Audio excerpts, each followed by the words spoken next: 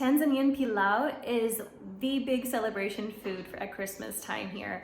I can only liken it to like tamales in Mexico is what I can reference it from. I asked Wonderful Joyce if she could help me to make a vegetable one, and she said, oh yeah, of course, people do that. And this is kind of what we've come up with, mixed with some different things that I've had in restaurants when I've asked them to please make me a vegetable one instead of a beef one.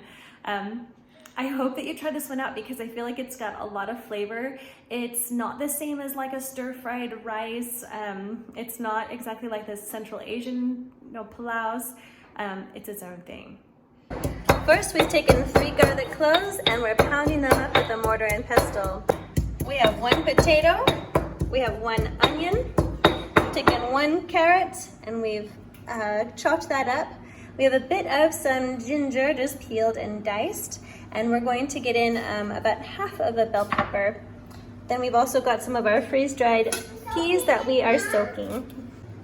Right over here we have this little one cleaning up the rice, making sure it gets a good rinse and a little bit of a soak before use. We're also chopping up 1 tomato because it helps the rice to be flavorful and soft. All right, right now we're adding in the onions and the garlic and we're getting it cooking. Next goes in the ginger. I'm getting that nice and warm. Man, that smells good. And some carrot in there. Next we're sticking in the tomato and helping it to get warm and soft.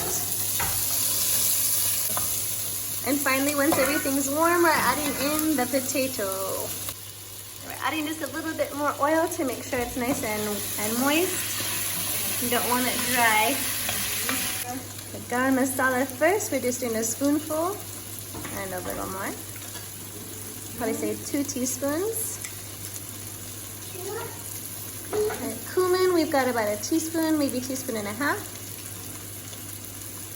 Coriander, about a teaspoon, teaspoon and a half. Yeah, me too. And then some cardamom, we're adding in about half a teaspoon to a teaspoon there. And then fresh cumin seeds, about a teaspoon to 2. 2 cups of the rinsed rice. We've drained off the water and now we're just adding it to the pot. Okay. Now we're adding hot water that we had boiling right next to it and gradually adding it in. Right, we're turning down the heat now that everything's nice and warm and gradually adding in the rest of the water.